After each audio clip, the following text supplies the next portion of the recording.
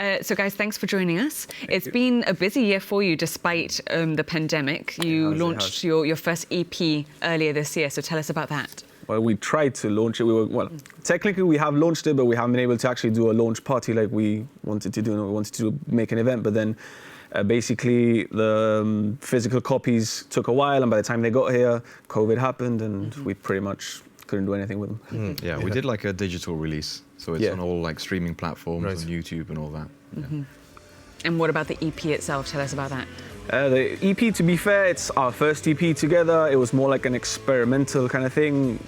Due to COVID, though, we've been working on our second EP, so hopefully that will be a more established EP, I'd say. And we've pretty much found our sound and how to write together now properly, which I think that's a very important thing that we needed to find out on how to do. Yeah, I think on screen you're seeing some of our music videos that we shot recently. With the music from the EP that we released. Was that during lockdown that you filmed this, or? This was just before. That was before. The first one, the black and white one, was during, well, that was summer, wasn't it? The black and white, was during summer, or just before summer. We got suited up in summer. What a good idea.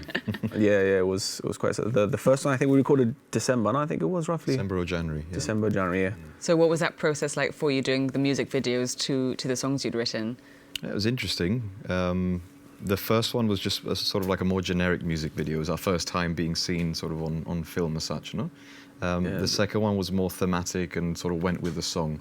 Hence the black and white and the sort of funeral vibe that we to make gave. It a bit more like a movie kind of thing. Oh, not a movie, but like more professional, really, you know? More cinematic. And that was the song that we played earlier. Which was a great first song, so I'm really looking forward to your second. Cool. You've had a pretty busy summer, I think it's fair to say, hasn't it? To be fair, we've probably had the busiest summer, like playing-wise, because obviously with all the restrictions, acoustic has been the thing that we've been doing. And to be honest, we've managed to play in a lot of establishments that we would have never actually played with a full band.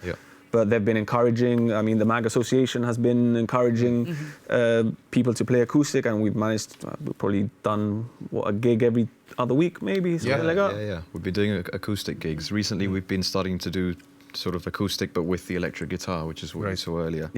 But we did one full band gig as well. That was in August, wasn't it? Yeah, that was in August, and then literally, I think like a week or two after, something like that, they basically put more restrictions again, so we couldn't actually do any like full band gigs.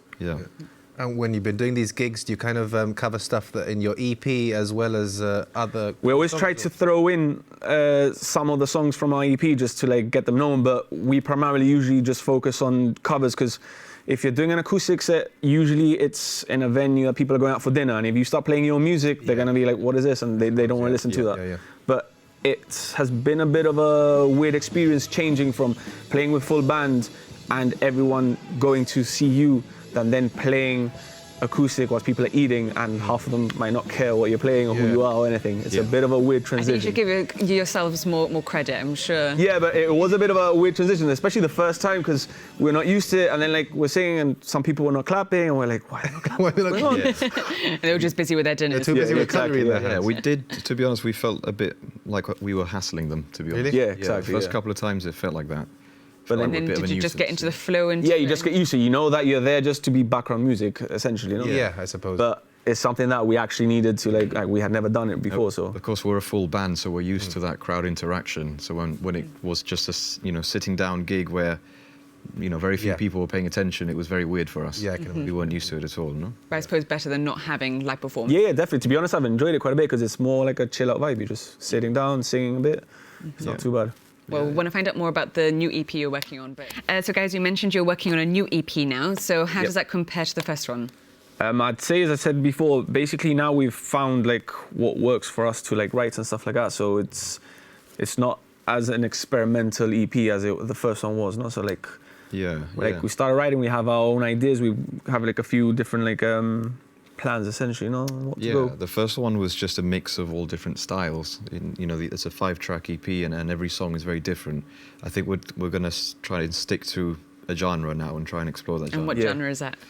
We haven't established that. We're still all over the place. Yeah, the thing is, like, we enjoy all sorts of music, and I have my background of rap. Nigel has more like his funk and stuff like that, so we're trying to blend everything into one, but it's quite hard, to be fair. Yeah.